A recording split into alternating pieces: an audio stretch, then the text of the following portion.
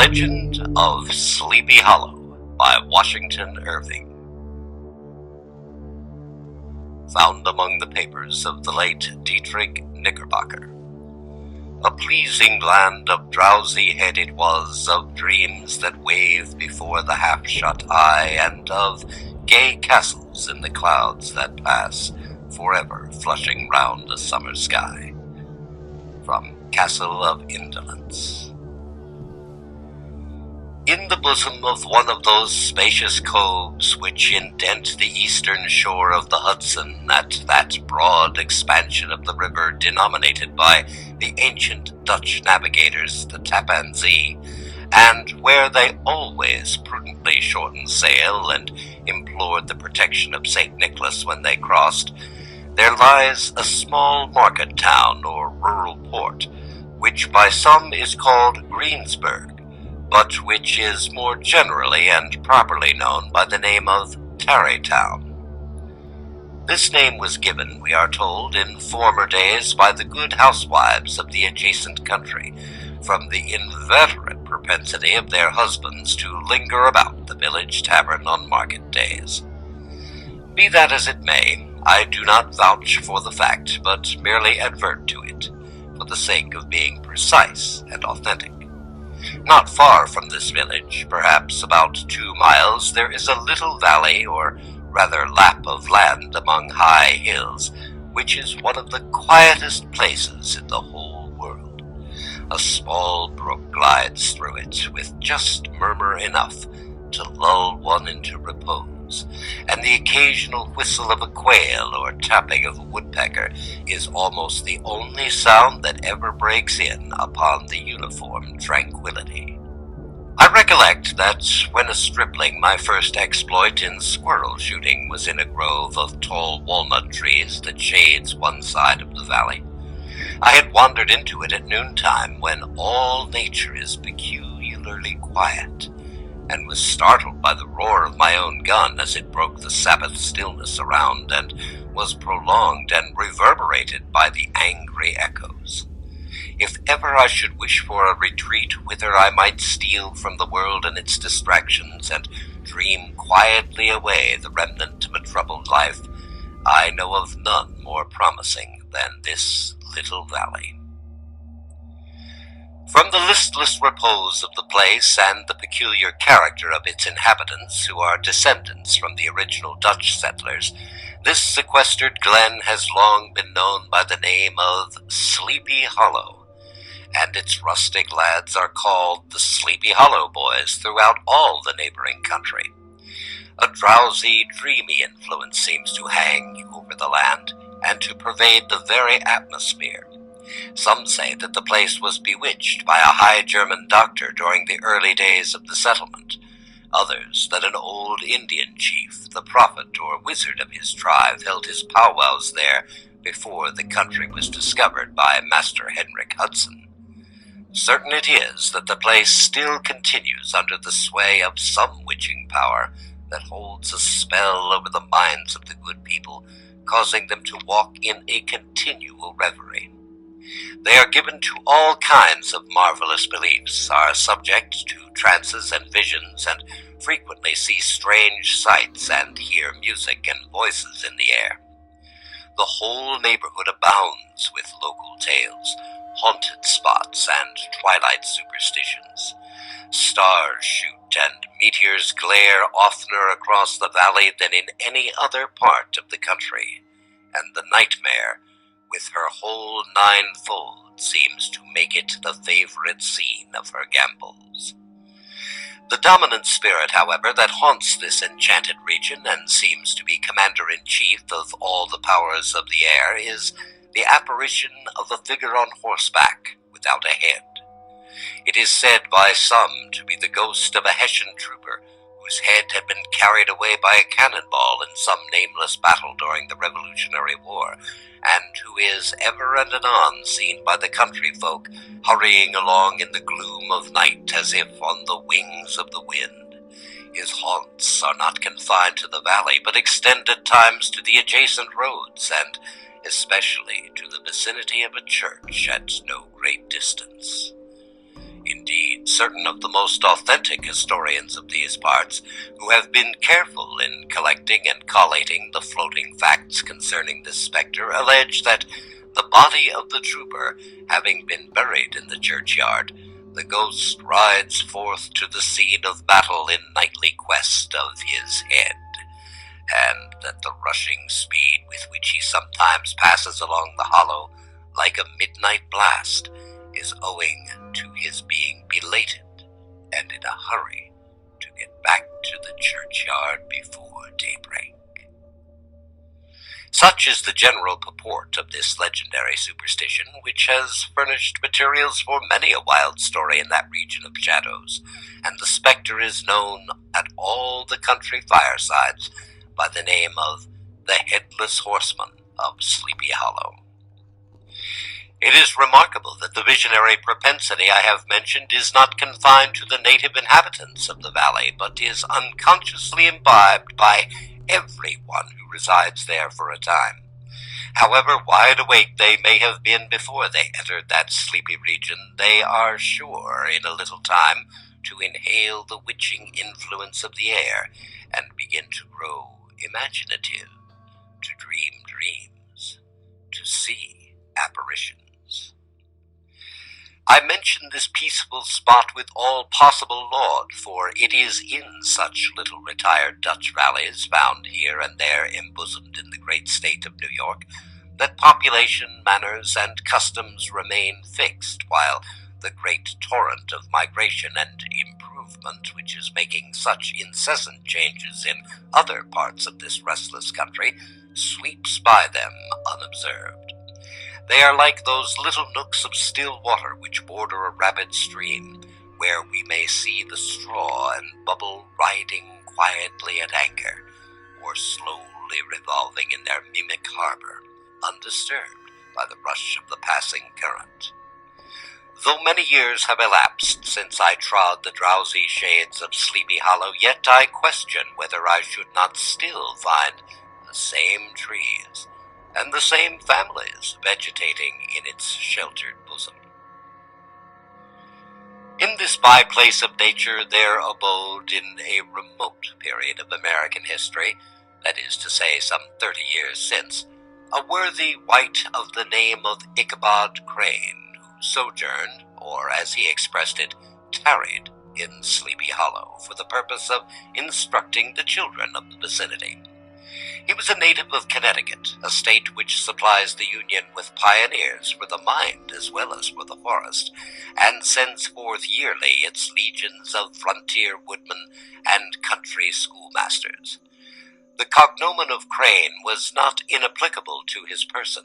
He was tall but exceedingly lank, with narrow shoulders, long arms and legs, hands that dangled a mile out of his sleeves, feet that might have served for shovels, and his whole frame most loosely hung together. His head was small and flat at top, with huge ears, large green glassy eyes, and a long snipe nose, so that it looked like a weathercock perched atop his spindle neck to tell which way the wind blew. To see him striding along the profile of a hill on a windy day with his clothes bagging and fluttering about him, one might have mistaken him for the genius of famine descending upon the earth, or some scarecrow eloped from a cornfield. His schoolhouse was a low building of one large room, rudely constructed of logs, the windows partly glazed and partly patched with leaves of old copybooks. It was most ingeniously secured at vacant hours by a withe twisted in the handle of the door, and stakes set against the window shutters, so that, though a thief might get in with perfect ease, he would find some embarrassment in getting out, an idea most probably borrowed by the architect Jost van Houten from the mystery of an eel pot. The schoolhouse stood in a rather lonely but pleasant situation, just at the foot of a woody hill with a brook running close by, and a formidable birch tree growing at one end of it. From hence the low murmur of his pupils' voices, conning over their lessons, might be heard on a drowsy summer's day, like the hum of a beehive, interrupted now and then by the authoritative voice of the master, in the tone of menace or command, or peradventure by the appalling sound of the birch, as he urged some tardy loiterer along the flowery path of knowledge.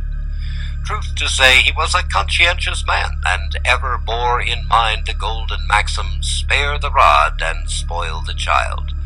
Ichabod Crane's scholars certainly were not spoiled. I would not have it imagined, however, that he was one of those cruel potentates of the school who joy in the smart of their subjects. On the contrary, he administered justice with discrimination rather than severity, taking the burden off the backs of the weak and laying it on those of the strong. Your mere puny stripling that winced at the least flourish of the rod was passed by with indulgence, but the claims of justice were satisfied by inflicting a double portion on some little tough, wrong-headed, broad-skirted Dutch urchin who sulked and swelled and grew dogged and sullen beneath the birch. All this he called doing his duty by their parents, and he never inflicted a chastisement without following it by the assurance, so consolatory to the smarting urchin, that he would remember it and thank him for it the longest day he had to live. When school hours were over, he was even the companion and playmate of the larger boys, and on holiday afternoons would convoy some of the smaller ones home, who happened to have pretty sisters or good housewives for mothers, noted for the comforts of their cupboard. Indeed, it behooved him to keep on good terms with his pupils. The revenue arising from his school was small, and would have been scarcely sufficient to furnish him with daily bread, for he was a huge feeder, and though lank, he had the dilating powers of an anaconda. But to help out his maintenance, he was, according to country custom in those parts, boarded and lodged at the houses of the farmers whose children he instructed. With these he lived successively a week at a time, thus going the rounds of the neighborhood with all his worldly effects tied up in a cotton handkerchief. That all this might not be too onerous on the purses of his rustic patrons, who are apt to consider the costs of schooling a grievous burden, and schoolmasters as mere drones, he had various ways of rendering himself both useful and agreeable. He assisted the farmers occasionally in the lighter labors of their farms, helped to make hay, mended the fences, took the horses to water, drove the cows from pasture, and cut wood for the winter fire. He laid aside, too, all the dominant dignity and absolute sway with which he lorded it in his little empire, the school, and became wonderfully gentle and ingratiating. He found favor in the eyes of the mothers by petting the children, particularly the youngest, and like the lion bold, which will whom so magnanimously the lamb did hold, he would sit with a child upon one knee, and rock a cradle with his foot for hours together. In addition to his other vocations, he was the singing master of the neighborhood, and picked up many bright shillings by instructing the young folks in psalmody. It was a matter of no little vanity to him on Sundays to take his station in front of the church gallery with a band of chosen singers, where, in his own mind, he completely carried away the palm from the parson. Certain it is, his voice resounded far above all the rest of the congregation, and there are particular quavers still to be heard in that church, and which may even be heard a half-mile off, quite to the opposite side of the mill pond on a still Sunday morning, which are said to be legitimately descended from the nose of Ichabod Crane. Thus, by divers little makeshifts, and in that ingenious way which is commonly denominated by hook and by crook, the worthy pedagogue got on tolerably enough, and was thought by all who understood nothing of the labor of headwork to have a wonderfully easy life of it.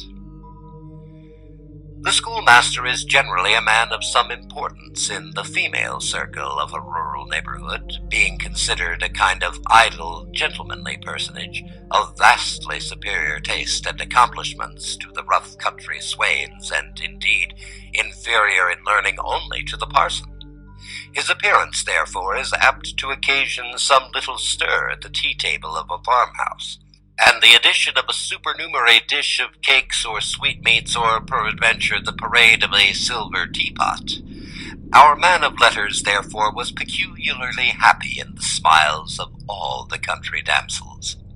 How he would figure among them in the churchyard between services on Sundays, gathering grapes for them in the wild vines that overran the surrounding trees, reciting for their amusement all the epitaphs on the tombstones, or sauntering with a whole bevy of them along the banks of the adjacent mill pond, while the more bashful country bumpkins hung sheepishly back, envying his superior elegance and address.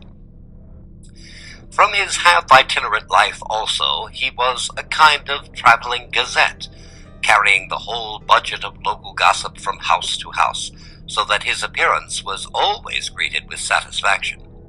He was, moreover, esteemed by the women as a man of great erudition, for he had read several books quite through, and was the perfect master of Cotton Mather's History of New England Witchcraft, in which, by the way, he most firmly and potently believed. He was, in fact, an odd mixture of shrewdness and simple credulity. His appetite for the marvelous and his powers of digesting it were equally extraordinary, and both had been increased by his residence in this spellbound region. No tale was too gross or monstrous for this capricious swallow. It was often his delight, after his school was dismissed in the afternoon, to stretch himself on the rich bed of clover bordering the little brook that whimpered by his schoolhouse, and there con over old Mather's direful tales until the gathering dusk of evening made the printed page a mere mist before his eyes. Then, as he wended his way by swamp and stream and awful woodland to the farmhouse where he happened to be quartered, every sound of nature at that witching hour fluttered and excited imagination. The moan of the whippoorwill from the hillside, the boding cry of the tree-toad, that harbinger of storm, the dreary hooting of the screech-owl, or the sudden rustling in the thicket of birds frightened from their roost. The fireflies, too, which sparkled most vividly in the darkest place, now and then startled him, as one of uncommon brightness would stream across his path, and if, by chance, a huge blockhead of a beetle came winging his blundering flight against him, the poor varlet was ready to give up the ghost with the idea that he was struck with a witch's token. His only resource on such occasions, either to drown thought or drive away evil spirits, was to sing psalm tunes, and the good people of Sleepy Hollow, as they sat by their doors of an evening, were often filled with awe at hearing his nasal melody, in linked sweetness long drawn out, floating from the distant hill or along the dusky road. Another of his sources of fearful pleasure was to pass long winter evenings with the old Dutch wives as they sat spinning by the fire, with a row of apples roasting and spluttering along the hearth, and to listen to their marvelous tales of ghosts and goblins and haunted fields and haunted brooks and haunted bridges and haunted houses, and particularly of the headless horseman, or galloping Hessian of the hollow, as they sometimes called him. He would delight them equally by his anecdotes of witchcraft and of the direful omens and portentous sights and sounds in the air which prevailed in the earlier times of Connecticut, and would frighten them woefully with speculations upon comets and shooting stars, and with the alarming fact that the world did absolutely turn around, and that they were half the time topsy-turvy. But if there were a pleasure in all this, while cuddling in the chimney corner of a chamber that was all of a ruddy glow from the crackling wood fire, and where, of course, no spectre dared to show its face, it was dearly purchased by the terrors of his subsequent walk homeward. What fearful shapes and shadows beset this path, amid the dim and ghastly glare of a snowy night! With what wistful look did he eye every trembling ray of light streaming across the waste fields from some distant window? How often was he appalled by some shrub covered with snow which, like a sheeted spectre, beset his very path? How often did he shrink with curdling awe at the sound of his own steps on the frosty crust beneath his feet, and dread to look over his shoulder lest he should behold some uncouth being tramping close behind him?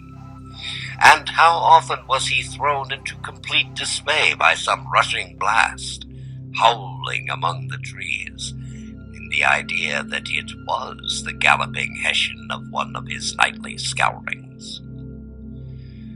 All these, however, were mere terrors of the night, phantoms of the mind that walk in darkness, and though he had seen many spectres in his time, and had been more than once beset by Satan in divers shapes in his lonely perambulations, yet daylight put an end to all these evils, and he would have passed a pleasant life of it, in spite of the devil and all his works, if his path had not been crossed by a being that causes more perplexity to mortal man than ghosts, goblins, and the whole race of witches put together, and that was a woman.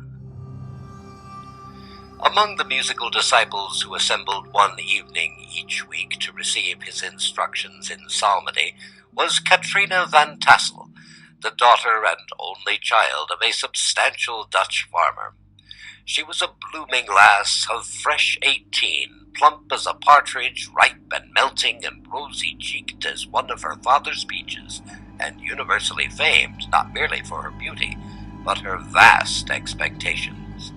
She was, withal, a little of a coquette, as might be perceived even in her dress, which was a mixture of ancient and modern fashions, as most suited to set off her charms.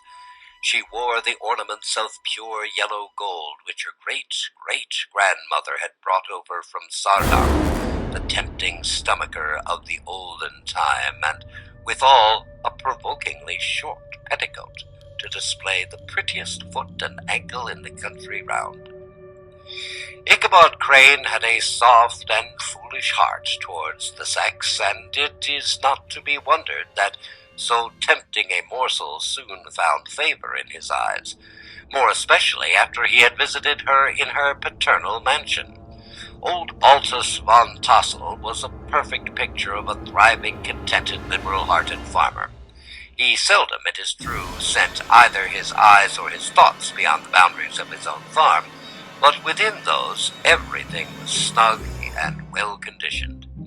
He was satisfied with his wealth, but not proud of it, and piqued himself upon the hearty abundance rather than the style in which he lived.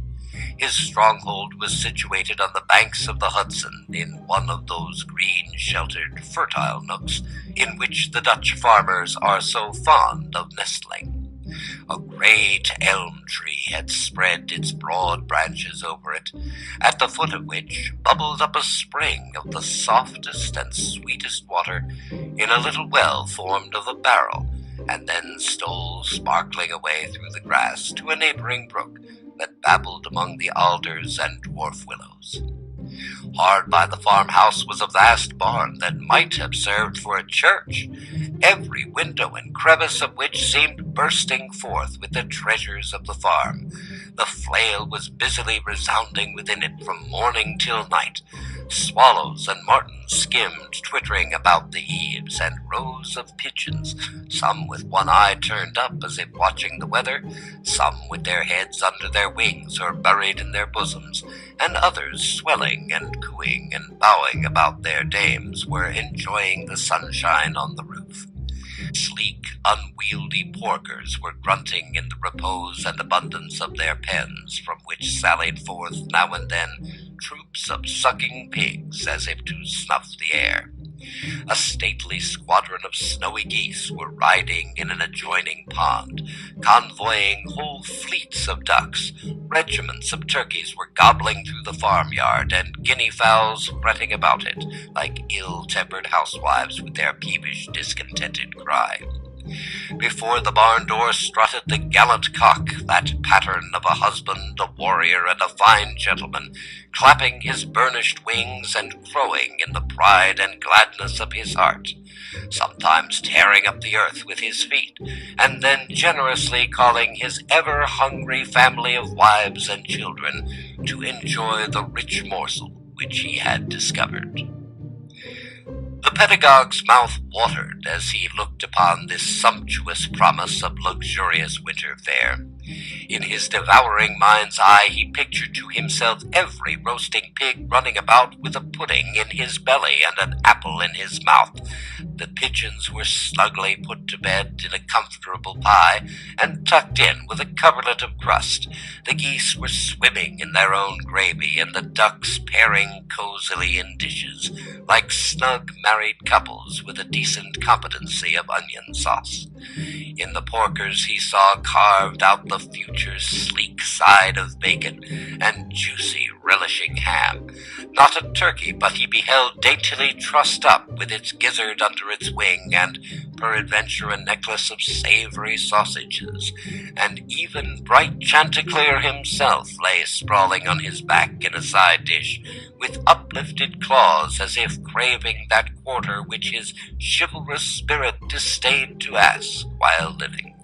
As the enraptured Ichabod fancied all this, and as he rolled his great green eyes over the fat meadowlands, the rich fields of wheat, of rye, of buckwheat, and Indian corn, and the orchards burdened with ruddy fruit which surrounded the warm tenement of Van Tassel, his heart yearned after the damsel who was to inherit these domains, and his imagination expanded with the idea how they might be readily turned into cash, and the money invested in immense tracts of wild land and shingle palaces in the wilderness. Nay, his busy fancy already realized his hopes, and presented to him the blooming Katrina, with a whole family of children, mounted on top of the wagon, loaded with household trumpery, with pots and kettles dangling beneath, and he beheld himself astride a pacing mare, with a colt at her heels, setting out for Kentucky, Tennessee, or the Lord knows where.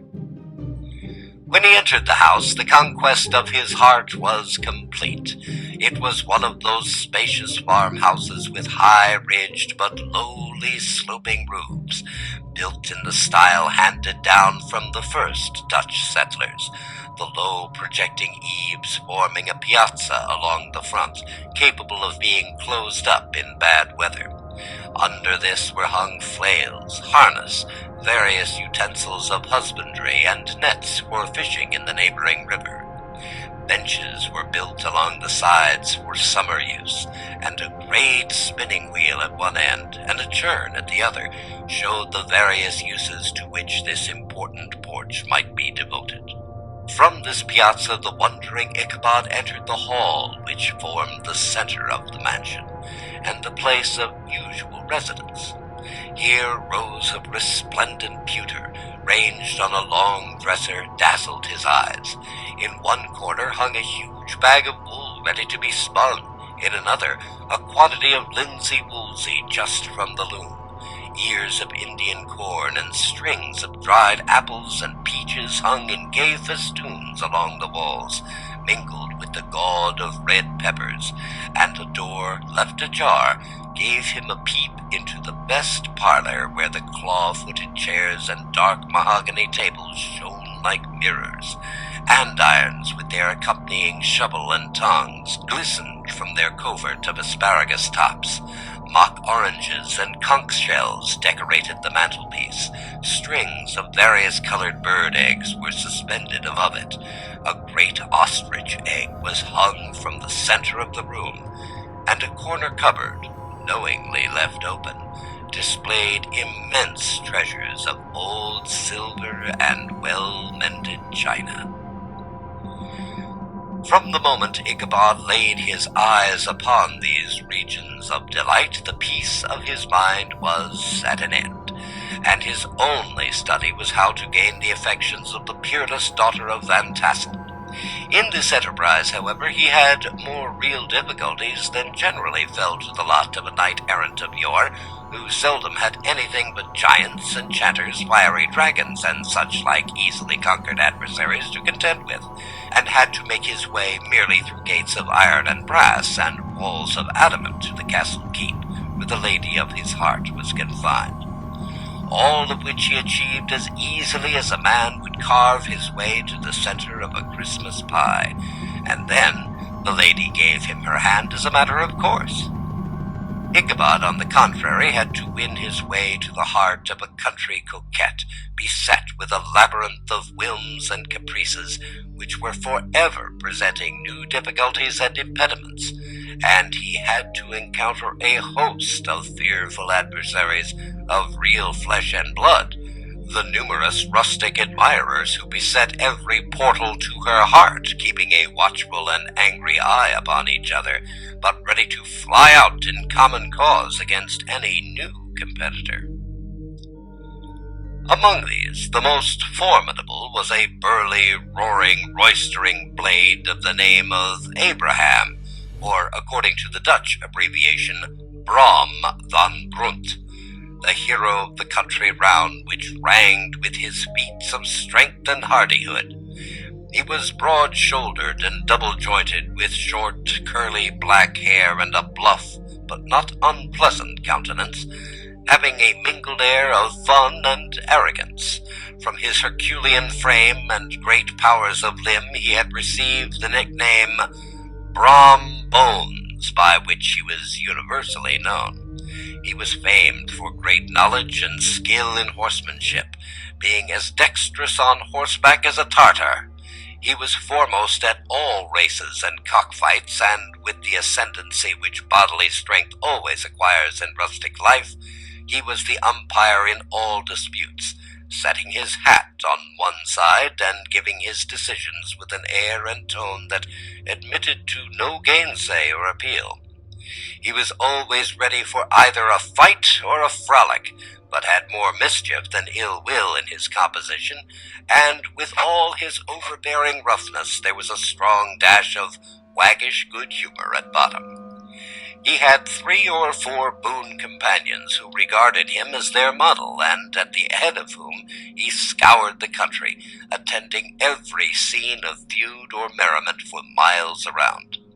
In cold weather he was distinguished by a fur cap, surmounted with a flaunting fox's tail, and when the folks at a country gathering descried this well-known crest at a distance, whisking about among the squad of hard riders, they always stood by for a squall. Sometimes his crew would be heard dashing along past farmhouses at midnight, with whoop and halloo like a troop of Don Cossacks, and the old dames, startled out of their sleep, would listen for a moment, till the hurry-scurry had clattered by, and then exclaimed, "Aye, there goes Brom Bones and his gang." The neighbors looked upon him with a mixture of awe, admiration, and goodwill, and when any madcap prank or rustic brawl occurred in the vicinity, they always shook their heads, and warranted Brom Bones was at the bottom of it. This rantipole hero had for some time singled out the blooming Katrina for the object of his uncouth gallantries, and though his amorous toyings were something like the gentle caresses and endearments of a bear, yet it was whispered that she did not altogether discourage his hopes. Certain it is, his advances were signals for rival candidates to retire, who felt no inclination to cross a lion in his amours, insomuch that when his horse was seen tied to Van Tassel's paling on a Sunday night, a sure sign that his master was courting, or, as it is termed, sparking within, all other suitors passed by in despair, and carried the war to other quarters. Such was the formidable rival with whom Ichabod Crane had to contend, and, considering all things, a stouter man than he would have shrunk from the competition, and a wiser man would have despaired. He had, however, a happy mixture of pliability and perseverance in his nature. He was in form and spirit like a supple jack, yielding but tough, Though he bent, he never broke, and though he bowed beneath the slightest pressure, yet, the moment it was away, jerk, he was erect, and carried his head as high as ever. To have taken the field openly against his rival would have been madness, for he was not a man to be thwarted in his amours any more than that stormy lover Achilles. Ichabod therefore made his advances in a quiet and gently insinuating manner. Under cover of his character of singing master, he made frequent visits at the farmhouse. Not that he had anything to apprehend from the meddlesome interference of parents, which is so often a stumbling block in the path of lovers. Bald Van Tassel was an easy, indulgent soul. He loved his daughter better than his pipe, and, like a reasonable man and an excellent father, let her have her way in everything. His notable little wife, too, had enough to do to attend to her housekeeping and manage her poultry, for, as she sagely observed, ducks and geese are foolish things and must be looked after, but girls can take care of themselves. Thus, while the busy dame bustled about the house or plied her spinning wheel at the one end of the piazza, honest Balt would sit smoking his pipe at the other, watching the achievements of a little wooden warrior who, armed with a sword in each hand, was most valiantly fighting in the wind in the pinnacle of the barn. In the meantime, Ichabod would carry on his suit with the daughter by the side of the spring under the great elm, or sauntering along in the twilight, that hour so favorable to the lover's eloquence. I profess not to know how women's hearts are wooed and won. To me they have always been matters of riddle and admiration. Some seem to have but one vulnerable point or door of access, while others have 1,000 avenues, and may be captured in 1,000 different ways. It is a great triumph of skill to gain the former, but a still greater proof of generalship to maintain possession of the latter, for a man must battle for his fortress at every door and window. He who wins 1,000 common hearts is therefore entitled to some renown, but he who keeps undisputed sway over the heart of a coquette is indeed a hero. Certain it is, this was not the case with the redoubtable Brom Bones, and from the moment Ichabod Crane made his advances, the interests of the former evidently declined.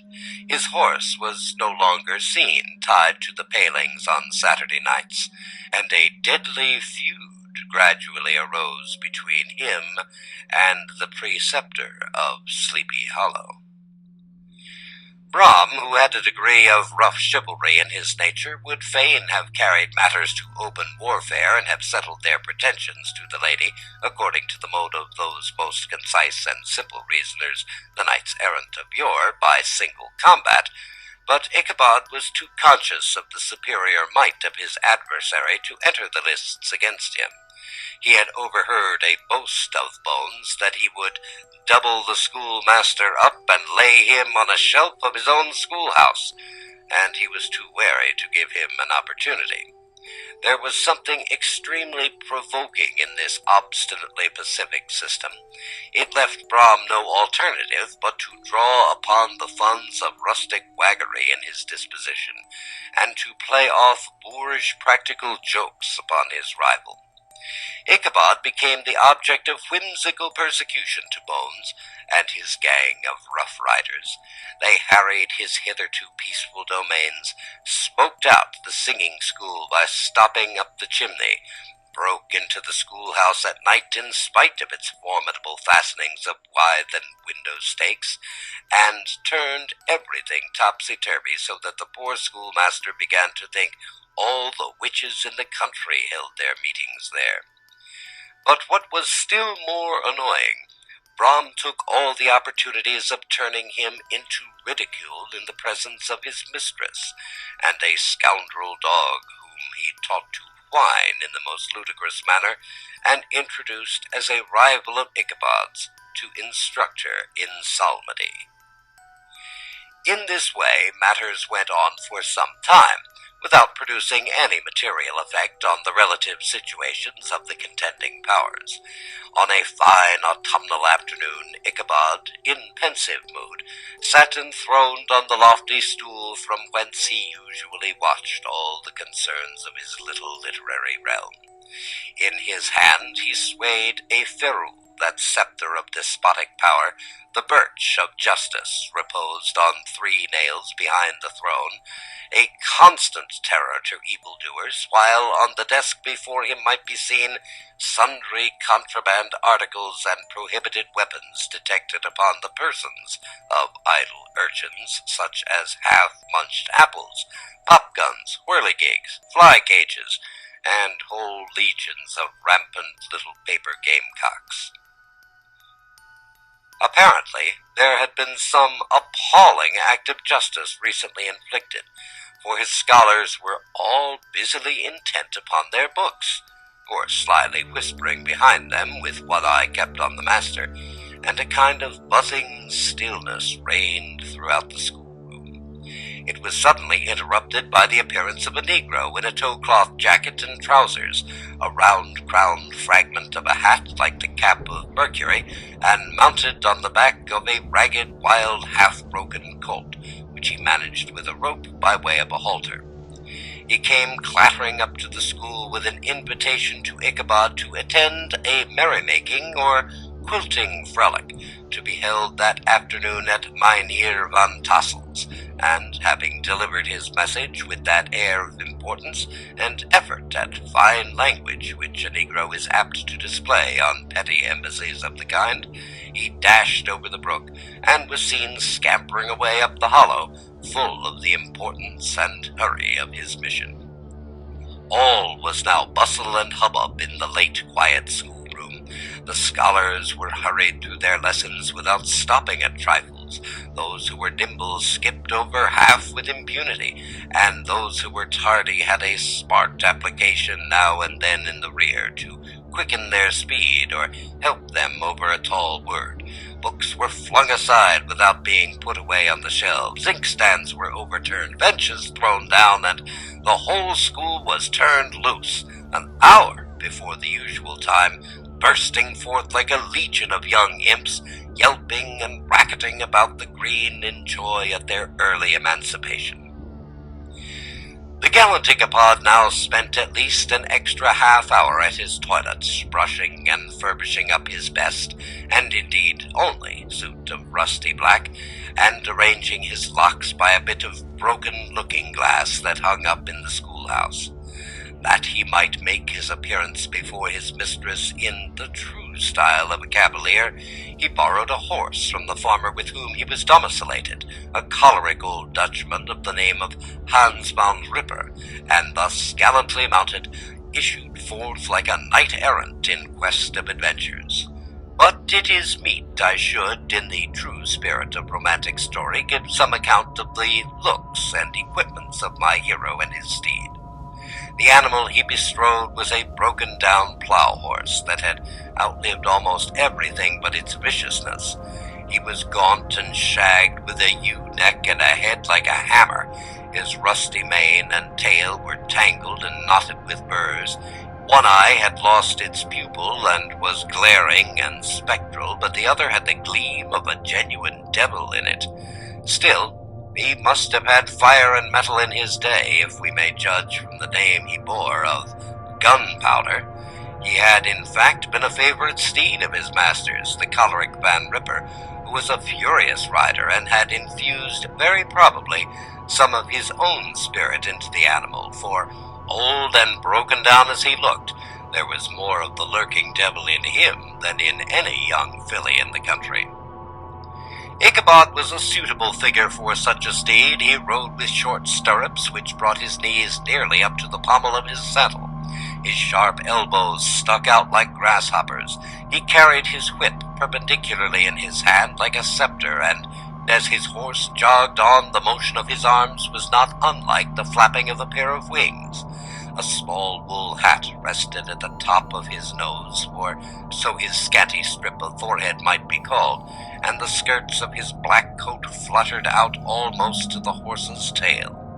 Such was the appearance of Ichabod and his steed as they shambled out of the gate of Hans van Ripper, and it was altogether such an apparition as is seldom to be met with in broad daylight.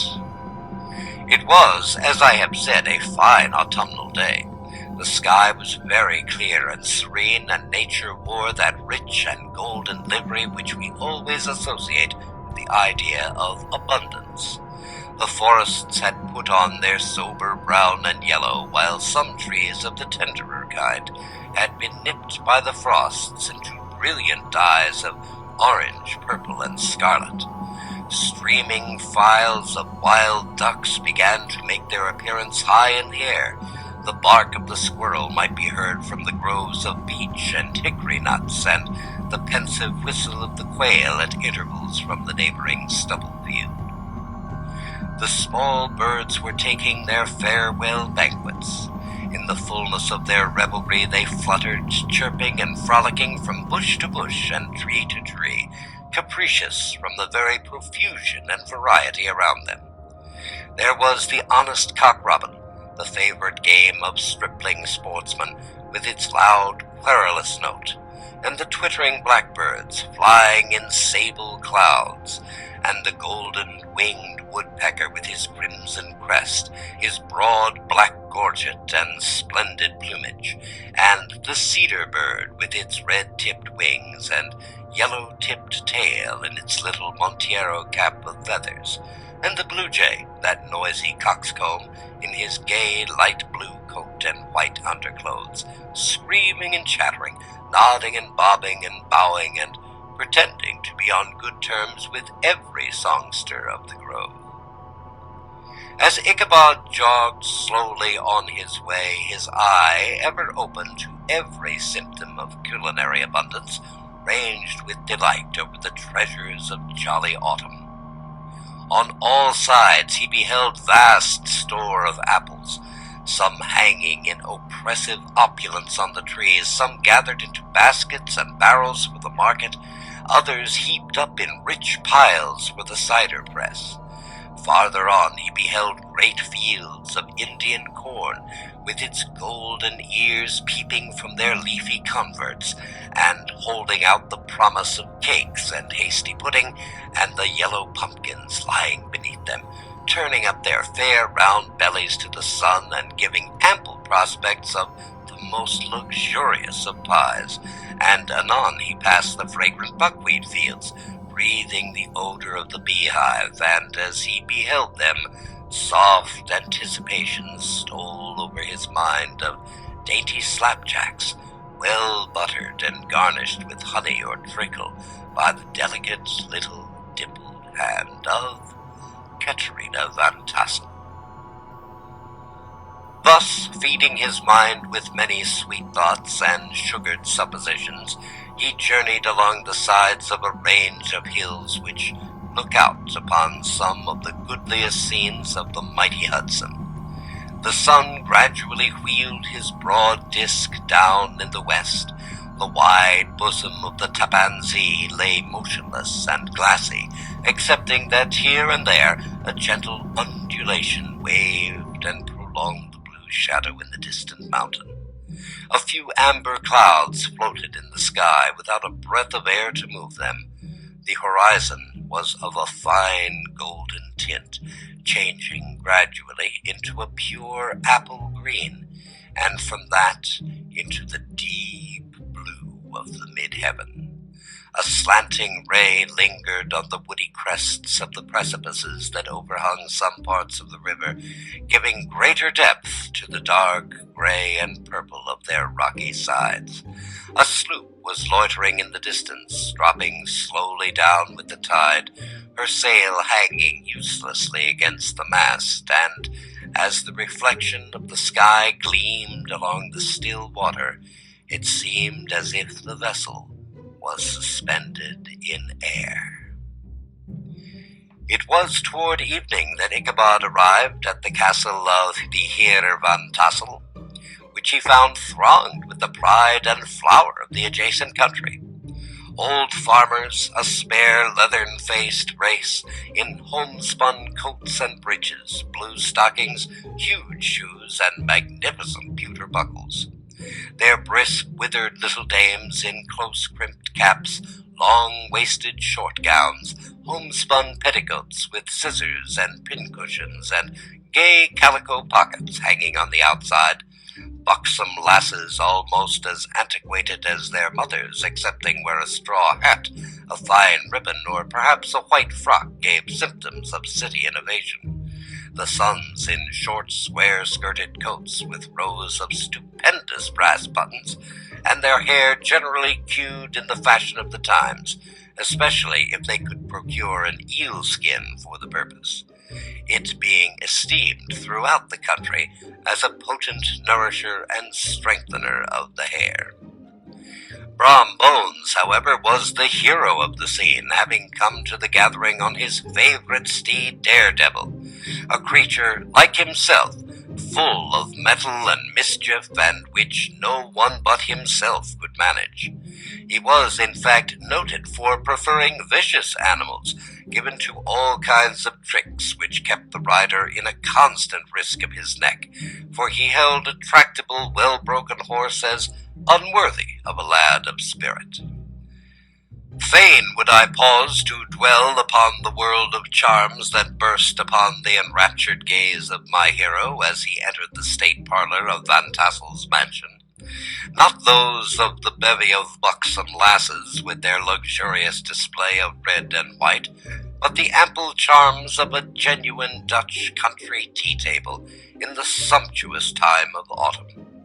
Such heaped-up platters of cakes of various and almost indescribable kinds, known only to experienced Dutch housewives. There was the doughty donut, the tender olie koek, and the crisp and crumbling cruller.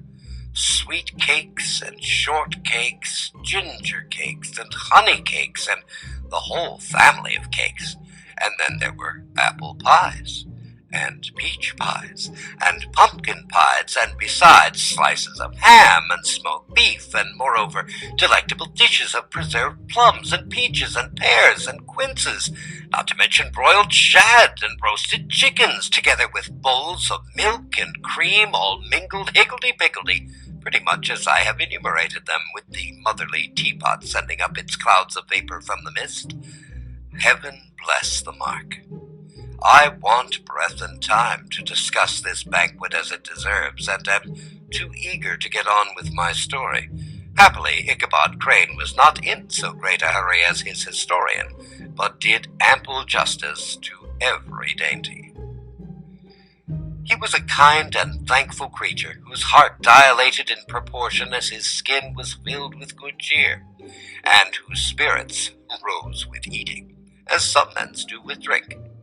He would not help, too, rolling his large eyes about him as he ate, and chuckling with the possibility that he might one day be lord of all this scene of almost unimaginable luxury and splendor.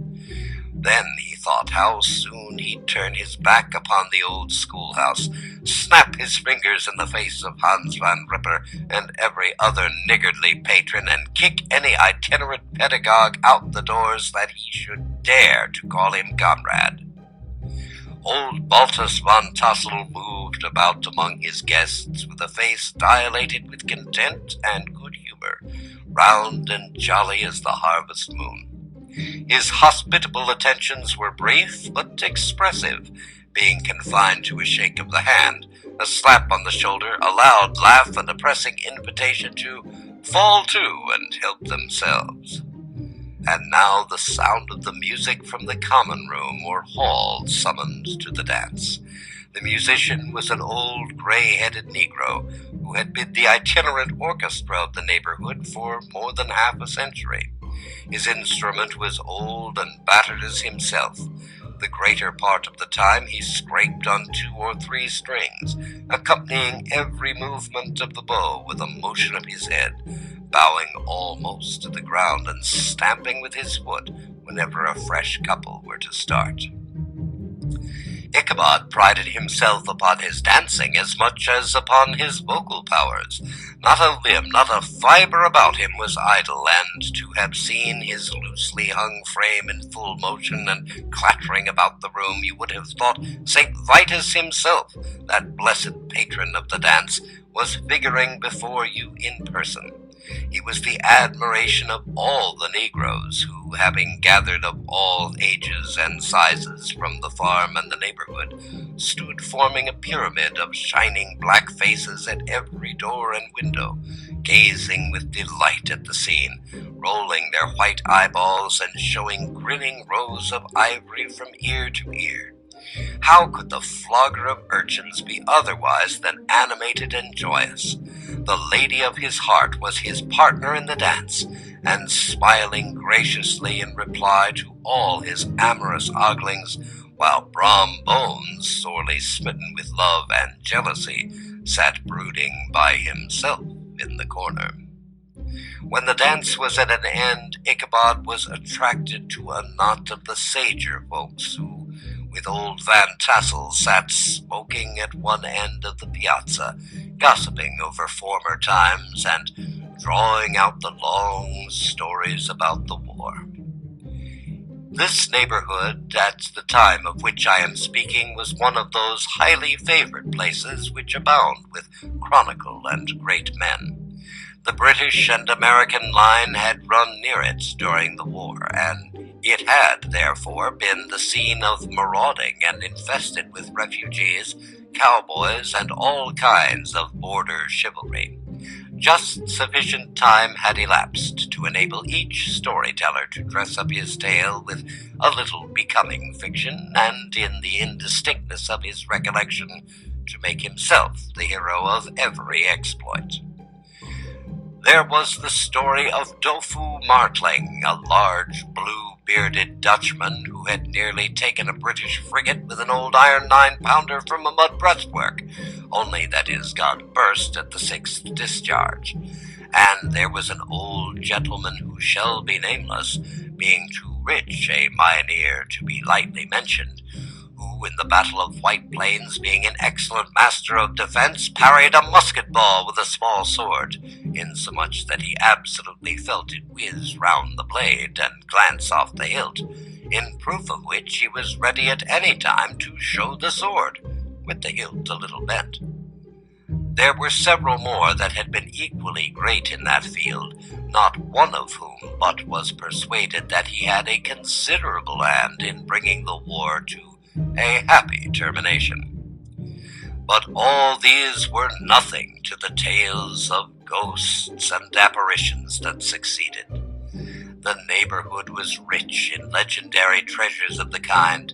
Local tales and superstitions thrive best in these sheltered, long-settled retreats, but are trampled underfoot by the shifting throng that forms the population of most country places.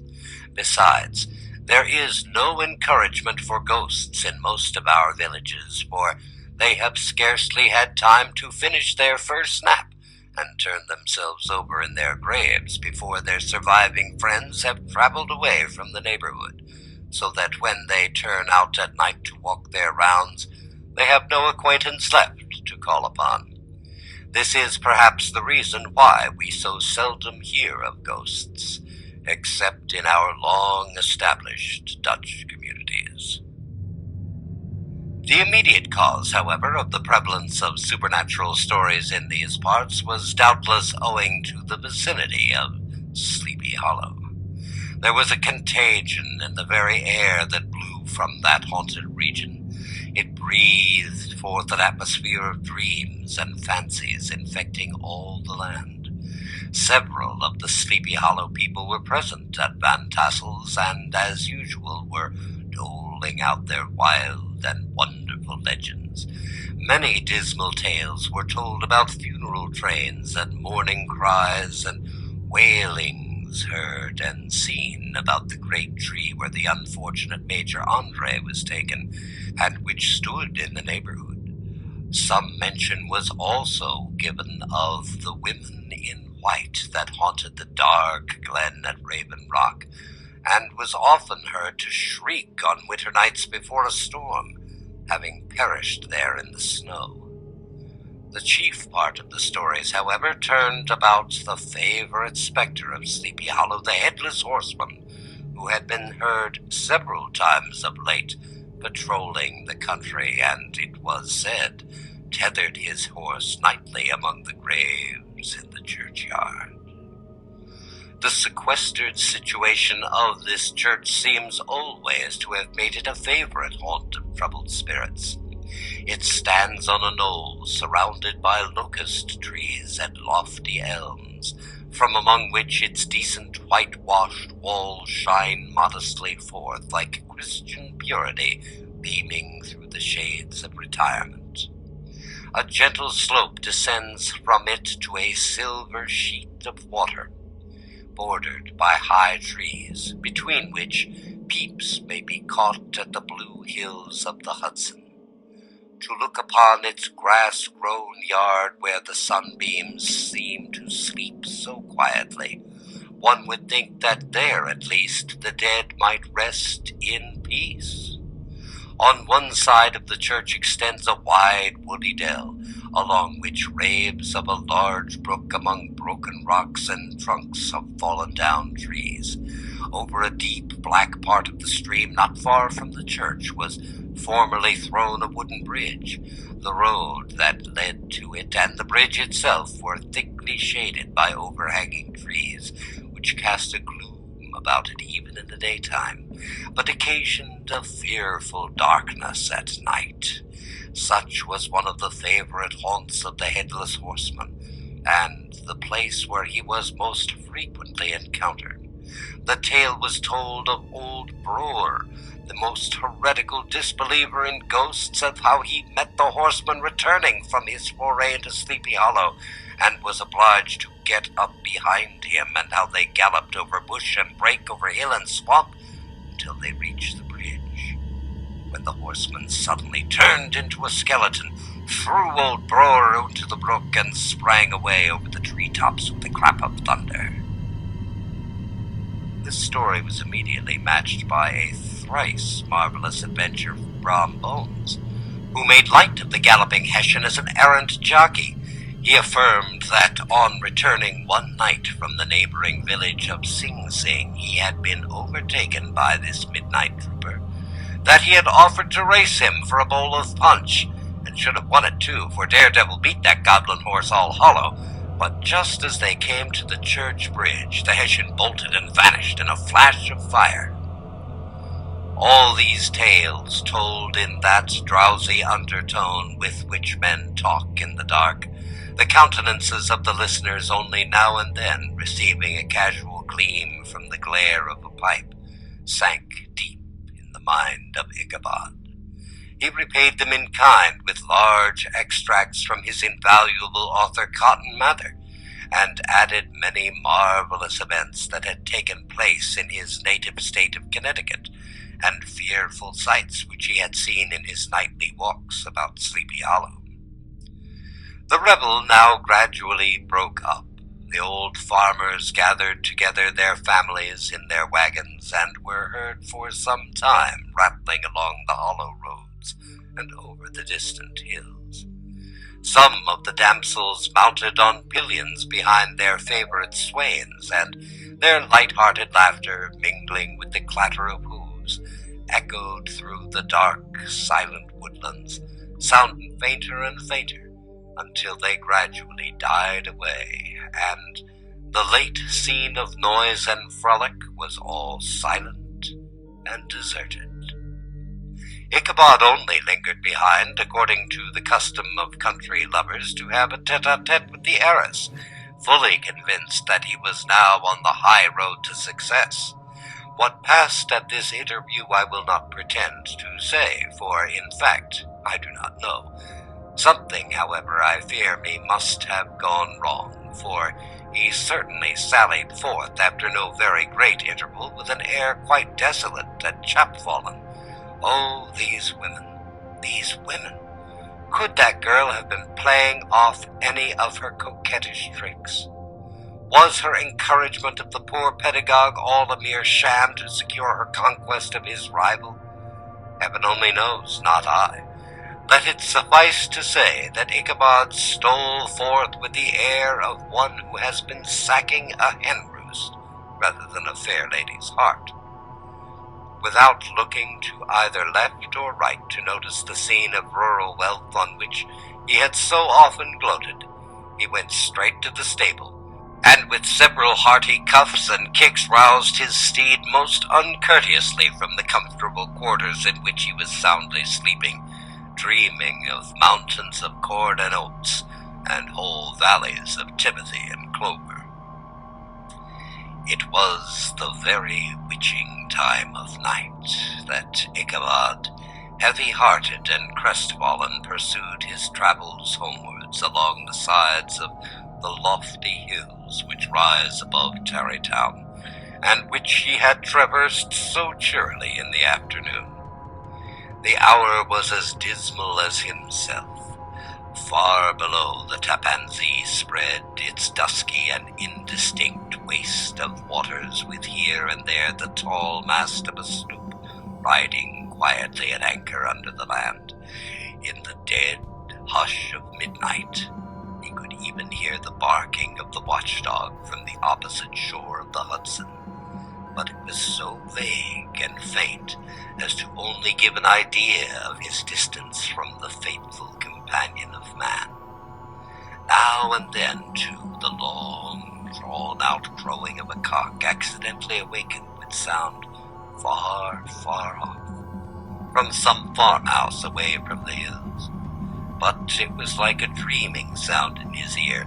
No sounds of life occurred near him, but occasionally the melancholy chirp of a cricket, or perhaps the guttural twang of a bullfrog in its neighboring marsh, as if sleeping uncomfortably and turning suddenly in his bed. All the stories of ghosts and goblins that he had heard in the afternoon now came crowding upon his recollection. The night grew darker and darker. The stars seemed to sink deeper in the sky, and driving clouds occasionally hid them from his sight. He had never felt so lonely and dismal. He was, moreover, approaching the very place where many of the scenes of the ghost stories had been laid. In the center of the road stood an enormous tulip tree, which towered like a giant above all the other trees of the neighborhood and formed a kind of landmark. Its limbs were gnarled and fantastic, large enough to form trunks for ordinary trees, twisting down almost to the earth and rising again into the air. It was connected with the tragical story of the unfortunate Andre, who had been taken prisoner hard by and was universally known by the name of Major Andre's tree. The common people regarded it with a mixture of respect and superstition, partly out of sympathy for the fate of its ill-starred namesake, and partly from the tales of strange sights and doleful lamentations told concerning it. As Ichabod approached this fearful tree, he began to whistle. He thought his whistle was answered, but it was but a blast sweeping sharply through the dry branches. As he approached a little nearer, he thought he saw something white hanging in the midst of the trees. He paused and ceased whistling, but on looking more narrowly, he perceived that it was a place where the tree had been scathed by lightning and the white wood laid bare. Suddenly he heard a groan. His teeth chattered, his knees smote against the saddle. It was but the rubbing of one huge bough upon another as they were swayed about by the breeze. He passed the tree in safety, but new perils lay before him. About 100 yards from the tree, a small brook crossed the road and ran into a marshy and thickly wooded glen, known by the name of Wiley's Swamp. A few rough logs laid side by side served for a bridge over this stream. On that side of the road where the brook entered the wood, a group of oaks and chestnuts matted thick with wild grapevines threw a cavernous gloom over it. To pass this bridge was the severest trial. It was at this identical spot that the unfortunate Andre was captured, and under the covert of these chestnuts and vines were the sturdy yeomen concealed who surprised him. This has ever been considered a haunted stream, and fearful are the feelings of the schoolboy who has to pass it alone after dark. As he approached the stream, his heart began to thump. He summoned up, however, all his resolution, gave his horse half a score of kicks in the ribs, and attempted to dash briskly across the bridge. But instead of starting forward, the perverse old animal made a lateral movement and ran broadside against the fence. Ichabod, whose fears increased with the delay, jerked the reins on the other side and kicked lustily with the contrary foot. It was all in vain. His steed started, it is true, but it was only to plunge to the opposite side of the road into a new thicket of brambles and alder bushes. The schoolmaster now bestowed both whip and heel upon the quivering ribs of old Gunpowder, who dashed forward snuffling and snorting, but came to a stand just by the bridge with a suddenness that had nearly sent his rider sprawling over his head. Just at this moment, a plashy tramp by the side of the bridge caught the sensitive ear of Ichabod. In the dark shadow of the grove, on the margin of the brook, he beheld something huge, misshapen and towering. It stirred not, but seemed gathered up by the gloom, like some gigantic monster ready to spring upon the traveler. The hair of the affrighted pedagogue rose upon his head with terror. What was to be done? To turn and fly was now too late, and besides, what chance was there of escaping a ghost or a goblin, if such it was, which could ride upon the wings of the wind? Summoning up, therefore, a show of courage, he demanded in stammering accents, Who are you?" He received no reply. He repeated his demand in a still more agitated voice. Still there was no answer.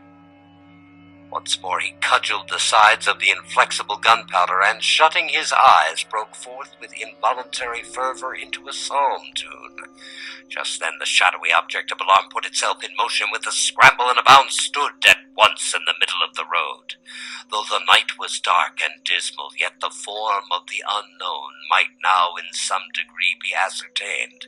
He appeared to be a horseman of large dimensions, and mounted on a black horse of powerful frame. He made no offer of molestation or sociability, but came aloof on one side of the road, jogging along on the blind side of old Gunpowder, who had now got over his fright and waywardness. Ichabod, who had no relish for this strange midnight companion, and bethought himself of the adventure of Brom Bones with the galloping Hessian, now quickened his steed in hopes of leaving him behind. The stranger, however, quickened his horse to an equal pace. Ichabod pulled up, fell into a walk, thinking to lag behind, but the other did the same. His heart began to sink within him. He endeavored to resume his psalm tune, but his parched tongue clove to the roof of his mouth, and he could not utter a stave. There was something in the moody and dogged silence of this pretentious companion that was mysterious and appalling. It was soon fearfully accounted for. On mounting a rising ground which brought the figure of his fellow traveler in relief against the sky, gigantic in height and muffled in a cloak, Ichabod was horror-struck on perceiving that he was headless. But his horror was still more increased on observing that the head, which should have rested on his shoulders, was carried before him on the pommel of his saddle. His terror rose to desperation. He rained a shower of kicks and blows upon Gunpowder, hoping by sudden movement to give his companion the slip. But the spectre started full jump with him.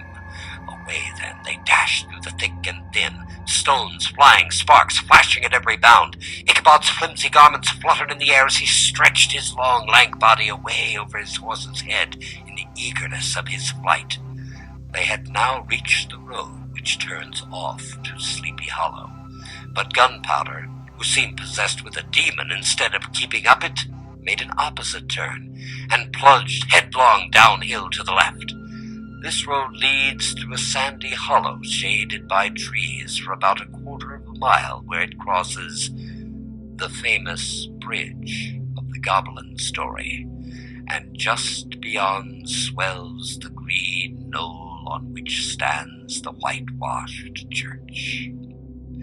As yet, the panic of the steed had given his unskillful rider an apparent advantage in the chase, but just as he had got halfway through the hollow, the girths of the saddle gave way, and he felt it slipping under him. He seized it by the pommel and endeavored to hold it firm, but in vain, and he had just time to save himself by clasping old Gunpowder round the neck, when the saddle fell to the earth and he heard it trampled underfoot by his pursuer.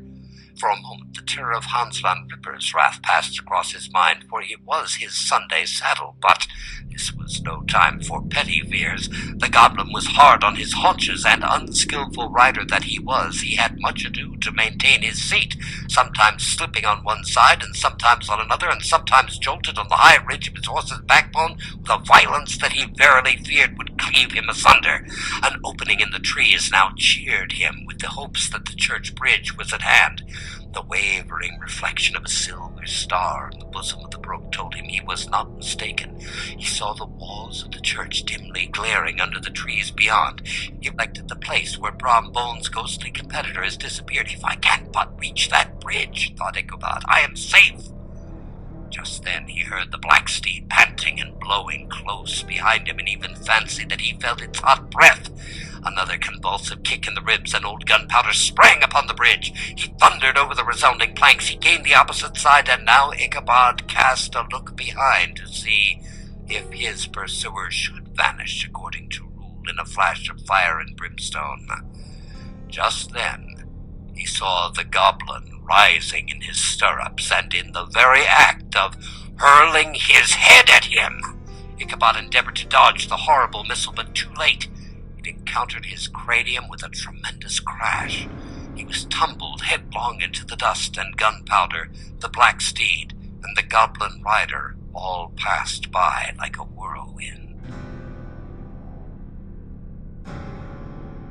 The next morning the old horse was found without his saddle, and with the bridle under his feet, soberly cropping the grass at his master's gate. Ichabod did not make his appearance at breakfast. Dinner hour came, but no Ichabod. The boys assembled at the schoolhouse and strolled idly about the banks of the brook, but no schoolmaster. Hans Van Ripper began to feel some uneasiness about the fate of poor Ichabod and his saddle. An inquiry was set afoot, and after diligent investigation they came upon his traces. In one part of the road leading to the church, he found the saddle trampled in the dirt.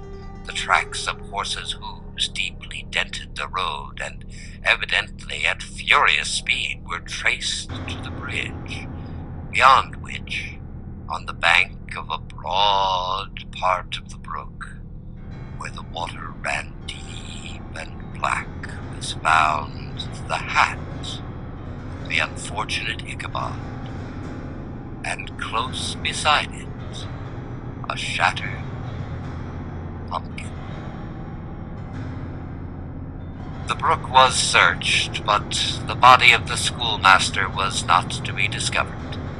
Hans Van Ripper, as executor of his estate, examined the bundle which contained all his worldly effects. They consisted of 2 shirts and a half, 2 socks for the neck, a pair of 2 worsted stockings, an old pair of corduroy small clothes, a rusty razor, a book of psalm tunes full of dog ears, and a broken pitch pipe. As to the books and furniture of the schoolhouse, they belonged to the community, excepting Cotton Mather's History of Witchcraft, a New England almanac, and a book of dreams and fortune-telling, in which last was a sheet of foolscap much scribbled and blotted in several fruitless attempts to make a copy of verses in honor of the heiress of Van Tassel. These magic books and the poetic scroll were forthwith consigned to the flames by Hans van Ripper, who from that time forward determined to send his children no more to school, observing that he never knew any good came of that same reading and writing. Whatever money the schoolmaster possessed, and he had received his quarter's pay but a day or two before, he must have had about his person at the time of his disappearance. The mysterious event caused much speculation at the church on the following Sunday. Knots of gazers and gossips were collected in the churchyard, at the bridge, and at the spot where the hat and pumpkin had been found. The stories of Bror, of Bones, and of a whole budget of others were called to mind, and when they had diligently considered them all and compared them with the symptoms of the present case, they shook their heads and came to the conclusion that Ichabod had been carried off by the galloping Hessian. As he was a bachelor and in nobody's debt, nobody troubled his head any more about him, and the school was removed to a different quarter of the hollow, and another pedagogue reigned in his stead. It is true, an old farmer who had been down to New York on a visit several years earlier, and from whom this account of the ghostly adventure was received, brought home the intelligence that Ichabod Crane was still alive, and that had left the neighborhood partly through fear of the goblin and Hans van Ripper, and partly in mortification at having been suddenly dismissed by the heiress, that he had changed his quarters to a distant part of the country, and kept school and studied law at the same time, had been admitted to the bar, turned politician, electioneered, written for the newspapers, and finally had been made a justice of the 10-pound court. Brom Bones, too, who shortly after his rival's disappearance conducted the blooming Katrina in triumph to the altar, was observed to look exceedingly knowing whenever the story of Ichabod was related, and always burst into a hearty laugh at the mention of the pumpkin, which led some to suspect that he knew more about the matter than he chose to tell. The old country wives, however, who were the best judges of these matters, maintain to this day that Ichabod was spirited away by supernatural means, and it is a favorite story often told about the neighborhood round the winter evening fire.